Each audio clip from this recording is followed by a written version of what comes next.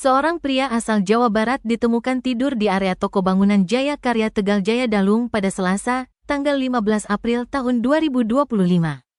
Karyawan toko melaporkan pria tersebut karena dianggap mencurigakan dan tidak dikenal oleh warga sekitar. Dalam video yang beredar, perangkat desa dan pecalang setempat untuk dimintai keterangan. Menurut informasi awal, pria ini diduga tidak memiliki pekerjaan dan nekat datang ke Bali. Bahkan pria tersebut hanya membawa satu buah tas ransel dan tidur dengan beralaskan kertas karton bekas air mineral. Keberadaannya langsung menarik perhatian karena tidur di area toko tanpa izin. Belum diketahui tujuan pria tersebut datang ke Bali. Akan tetapi saat ditanya, pria tersebut mengaku akan pulang ke Jawa Barat. Sontak video tersebut mendapat beragam tanggapan warganet di media sosial.